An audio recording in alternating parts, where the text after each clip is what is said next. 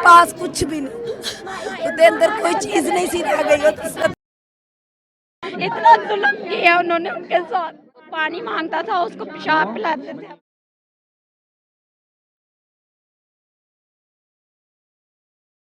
तेरे मुंडे चुक के ले गए ने।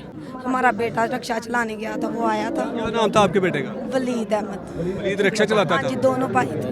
वो सुबह गया था काम पे, लेके आया, शाम को घर आए थे।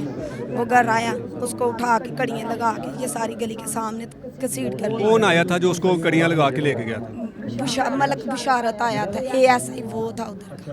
वो आया था, वो उठा के लेके चला गया। हम पीछे रोते रहे हैं कि भाई हमारे इसके अलावा कोई आसरा। उन्होंने हमारी कोई बात नहीं सुनी। वो पकड़ के लेके गए थे? ये लेके गए थे, 25वां रोजा था उस दिन लेके गए जी। हाँ जी, 15 रोजे लेके, 15वें रोजे लेके गए? चांद रात को। छोड़ा कब था? चांद रात ਨੂੰ ਦਿੱਤਾ ਸੀ। छोड़ा कैसे था? कुछ भी नहीं, हमने ये गली सारी गवाह, हम पैसे मांग के ज़कात फतराने लेके। हाँ जी, हम ये उसकी बहन इकट्ठे करके हमने सारे पैसे इकट्ठे करके जो है ना अपने भाई को छुड़वाया है। वहाँ पर वो पानी मांगता था, उसको पेशाब पिलाते थे अपना। इतना जुल्म किया उन्होंने उनके साथ। कौन कौन? अच्छा, जब आपका भाई उन्होंने पुलिस ने छोड़ दिया था तो कैसे छोड़ा था? क्या बेगुनाह था या फिर पैसे लेके छोड़ा था? पैसे लेके छोड़ा था, हमने पैसे दिए थे उनको। कितने पैसे मांगे थे उन्होंने और आपने कितने पैसे दिए? वो 5 लाख, वो पहले 5 लाख मांग रहे थे मुसलसल। हमने कहा हम इतने नहीं दे सकते। पैसे 5 लाख रुपए मांग रहा था। बिशारत उसका नाम था अफसर का। उसने पैसे मांगे थे, हमने कहा हम इतने पैसे नहीं दे, मेरे फादर हमारे सर पर नहीं है, ठीक है, हमारा भाई बेगुनाह है, उसने कोई गुनाह नहीं किया। इन्होंने कहा कि नहीं, हमने नहीं छोड़ना है ऐसे। आहिस्ता आहिस्ता पैसे कम करते गए।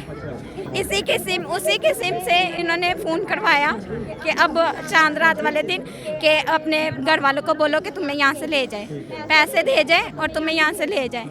फिर हम पैसे इकट्ठे करके मांग के सबसे हमने पैसे इकट्ठे करके इसको छुड़वाया, लेकिन उससे ठीक से चला नहीं जा रहा था। वो घर आकर बहुत रोया, कहता मामा मैं पानी मांगता था, मुझे पेशाब पिलाते थे। इतना मारा उसे, इतनी बुरी तरह से मारा, उसका अंदर सारा कुछ डैमेज हो गया।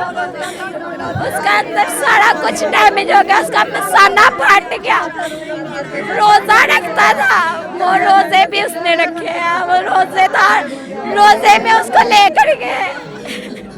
अच्छा, आप लोगों ने कितने पैसे दे के अपने भाई को पुलिस से आज़ाद करवाया था? हमने 35,000 रुपया दिया।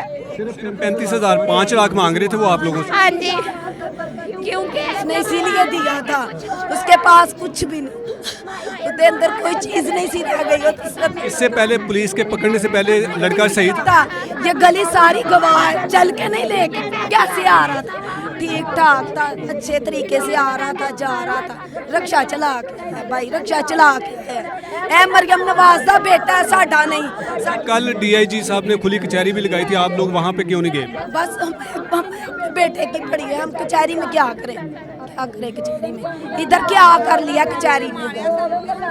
नाज़रीन, मैं कोशिश करूंगा कि उस मकतूल की वालदा से बात करूं, क्योंकि उनकी हालत ऐसी नहीं है कि वो बात कर सकें, लेकिन फिर भी इनसे जानते हैं कि जो पुलिस ने इनके साथ इतना बड़ा जुल्म किया है और इस जुल्म के बारे में ये क्या कहती हैं। बाजी, मुझे बताएं कि आपके बेटे को क्यों, बेगुनाह था आपका बेटा, तो फिर पुलिस क्यों पकड़ के लेके गई? भाई पता नहीं ਉਹਦੇ ਯਾਰਾਂ ਨੇ ਬਾਹਰੋਂ ਆਖਿਆ ਕਿ ਇਹਨੇ ਚੋਰੀ ਦਾ ਮੋਬਾਈਲ ਕਿਸੇ ਕੋ ਪਤਾ ਨਹੀਂ 2000 ਦੇ ਵਿੱਚ ਖਰੀਦਿਆ ਸੀ। ਤੁਹਾਡੇ ਬੇਟੇ ਨੇ ਕਿਸੇ ਕੋਲੋਂ ਮੋਬਾਈਲ ਖਰੀਦਿਆ ਸੀ? ਉਹਨੂੰ ਨਹੀਂ ਸੀ ਪਤਾ ਚੋਰੀ ਦਾ। ਤੁਹਾਡੇ ਬੇਟੇ ਨੂੰ ਨਹੀਂ ਸੀ ਪਤਾ? ਨਹੀਂ, ਤੇ ਉਹ ਮੋਬਾਈਲ ਉਹਨਾਂ ਨੇ ਅੰਦਰੋਂ ਫੜਿਆ, ਮੈਂ ਘਰ ਨਹੀਂ ਸੀ, ਮੈਂ ਕੰਮ ਕਰਨ ਗਈ ਸੀ, ਤੇ ਦੋਵਾਂ ਭਰਾਵਾਂ ਨੂੰ ਲੈ ਗਏ। ਤੁਹਾਡੇ ਦੋਵਾਂ ਬੇਟਿਆਂ ਨੂੰ ਲੈ ਕੇ ਗਏ? ਗਲੀ ਵਾਲਿਆਂ ਨੇ ਪਿੱਛੇ ਮੈਨੂੰ ਫੋਨ ਕੀਤਾ ਵੇ ਤੇਰੇ ਮੁੰਡਿਆਂ ਚੁੱਕ ਕੇ ਲੈ ਗਏ ਨੇ। ਮੈਂ ਫਿਰ ਨੱਸੀ ਘਰ ਆਈ, ਮੈਂ ਕਿਹਾ ਕੌਣ ਲੈ ਗਏ? ਆਂਦੇ ਨੇ ਬਿਸ਼ਾਰਤ ਨਾਂ ਦਾ ਕੋਈ ਮੁੰਡਾ ਸੀ, ਉਹਦਾ ਯਾਰ ਕੋਈ ਲੈ ਕੇ ਆਇਆ ਸੀ, ਉਹਨੂੰ ਵੀ ਹੱਥ ਕੜੀਆਂ ਲੱਗੀਆਂ ਸੀ। ਤੁਹਾਡੇ ਬੇਟੇ ਦੇ ਕੋਈ ਦੋਸਤ ਨਾਲ ਲੈ ਕੇ ਆਏ ਸੀ? ਆਹ ਉਹਨੇ ਫਿਰ ਦੋਵਾਂ ਮੁੰਡਿਆਂ ਨੂੰ ਘਰੋਂ ਚੁਕਵਾਤਾ। ਜਦੋਂ ਪੁਲਿਸ ਤੁਹਾਡੇ ਬੇਟੇ ਨੂੰ ਫੜ ਕੇ ਲੈ ਗਈ ਸੀ ਤੇ ਤੁਸੀਂ ਯਕੀਨਨ ਥਾਣੇ ਜਾ ਕੇ ਬੇਟੇ ਨੂੰ ਮਿਲੇ ਸੀ, ਉਹਨੂੰ ਪੁੱਛਿਆ ਸੀ?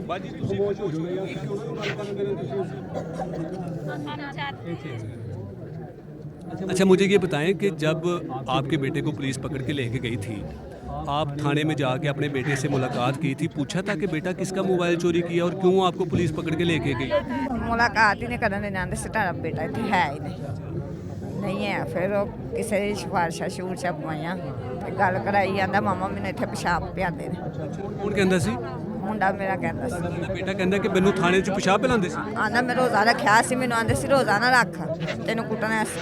ਪਿਸ਼ਾਬ ਕੌਣ ਪਿਲਾਉਂਦਾ ਸੀ? ਪੁਲਿਸ ਵਾਲੇ ਹਾਂਜੀ ਜਿਹੜੇ ਕੁੱਟਦੇ ਸੀ ਮਾਰਦੇ ਸੀ ਬੇਟੇ ਨੂੰ? ਜੀ, ਤੇ ਆਂਦਾ ਸੀ ਰੋਜ਼ਾ ਨਾ ਰੱਖੀ ਅਸੀਂ ਤੈਨੂੰ ਕੁੱਟਣਾ। ਆਂਦਾ ਮਾਮਾ ਮੈਂ ਰੋਜ਼ਾ ਰੱਖਣਾ ਸਾ, ਮੈਨੂੰ ਨਹੀਂ ਸੀ ਰੱਖਣ ਦਿੰਦਾ। ਕਿੰਨੇ ਕਿੰਨੇ ਬੱਚੇ ਹੈਗੇ ਨੇ? ਮੇਰੇ 3 ਬੇਟੇ 2 ਬੇਟੀਆਂ, ਇੱਕ ਬੇਟੇ ਤੇ 2 ਬੇਟੀਆਂ ਬਾਕੀ ਬੇਟੇ ਕੀ ਕਰਦੇ ਨੇ? ਉਹ ਵੀ ਰਕਸ਼ਾ ਹੀ ਚਲਾਉਂਦੇ ਨੇ, ਸਾਰੇ ਬੱਚੇ ਰਿਕਸ਼ਾ ਚਲਾਉਂਦੇ ਨੇ। ਦਿਹਾੜੀਆਂ ਤੇ ਰਕਸ਼ਾ ਚਲਾਉਂਦੇ ਪਹਿਲੇ ਬੇਟੇ ਨੂੰ ਵੀ ਕਦੀ ਗ੍ਰਿਫਤਾਰ ਕੀਤਾ ਪੁਲਿਸ ਨੇ? ਨਹੀਂ। ਪਹਿਲੀ ਦਫਾ ਲੈ ਕੇ ਗਏ ਸੀ। ਹਾਂਜੀ ਬੱਚੇ ਨੂੰ ਤੁਸੀਂ ਉੱਥੋਂ ਕਿਵੇਂ ਛਡਵਾਇਆ ਸੀ? ਕਿਸ ਤਰ੍ਹਾਂ ਤੁਹਾਡੇ ਬੇਟੇ ਦੀ ਜਾਂਚ ਥਾਣੇ ਵਾਲੇ ਪੁਲਿਸ ਵਾਲਿਆਂ ਨੇ ਛੱਡੀ ਸੀ? ਭਾਈ 5 ਲੱਖ ਰੁਪਇਆ ਮੰਗਦੇ ਸੀ।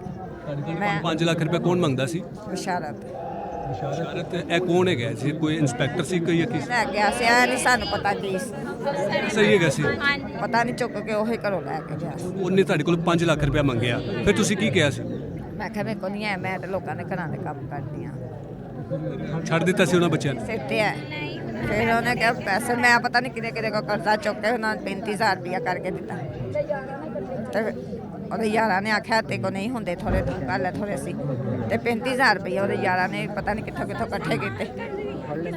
ਅੱਛਾ ਬਾਜੀ, ਪੁਲਿਸ ਨੇ ਤੁਹਾਡਾ ਬੇਟਾ ਛੱਡ ਦਿੱਤਾ ਸੀ, ਫਿਰ ਤਕਰੀਬਨ ਮਹੀਨਾ ਪਹਿਲੇ ਤੁਹਾਡੇ ਬੱਚੇ ਨੂੰ ਛੱਡ ਕੇ ਦਿੱਤਾ ਹੈ। ਹੁਣ ਜਦੋਂ ਬੱਚਾ ਤੁਹਾਡਾ ਛੱਡ ਕੇ ਘਰ ਆ ਗਿਆ ਸੀ ਤੇ ਫਿਰ ਕਿਉਂ ਤੁਸੀਂ ਇhtਜਾਜ ਕੀਤਾ? ਇਹਦੀ ਮੌਤ ਦੀ ਵਜ੍ਹਾ ਕੀ ਹੋਈ ਹੈ? ਕਿਉਂ ਉਹ ਫੌਤ ਹੋਇਆ? ਇਹੋ ਹੀ ਆਂਦਾ ਸੀ ਮਾਮਾ ਮੇਰੇ ਪਿੱਛੇ ਉਹਨਾਂ ਨੇ ਠੁੱਡਾ ਮਾਰਿਆ ਸੀ ਤੇ ਮੇਰੇ ਕੋਲ ਟੁਰਿਆ ਨਹੀਂ ਜਾਂਦਾ, ਇੰਨਾ ਹਿੱਸਾ ਦਾ ਕੰਮ ਹੀ ਨਹੀਂ ਸੀਗਾ, ਸ਼ਾਪ ਉੱਤੇ ਹੀ ਘਟੀ ਜਾਂਦਾ ਸੀ। ਆਂਦਾ ਮਾਮਾ ਤੁਸੀਂ ਕੀ ਚਾਹੁੰਦੇ ਹੋ ਕਿ ਤੁਸੀਂ ਤੁਹਾਡਾ ਮੁਤਾਲਬਾ ਹੈ? ਇਹੋ ਹੀ ਮੈਨੂੰ ਮਰੀਮ ਨਵਾਜ਼ ਇਨਸਾਫ ਦਵਾ ਦੇ। ਮਰੀਮ ਨਵਾਜ਼ ਦਾ ਪੁੱਤਰ ਮਰੀਮ ਨਵਾਜ਼ ਦੇਖਦੀ ਪਈ ਹੈ ਤੇ ਉਹਨਾਂ ਨੂੰ ਤੁਸੀਂ ਖੁਦ ਵੇਖ ਕੇ ਕਹੋ। ਮਰੀਮ ਨਵਾਜ਼ ਮੇਰਾ ਪੁੱਤਰ ਨਹੀਂ, ਮਰੀਮ ਨਵਾਜ਼ ਦਾ ਮੈਨੂੰ ਇਨਸਾਫ ਦਵਾ ਦੇਵੇ।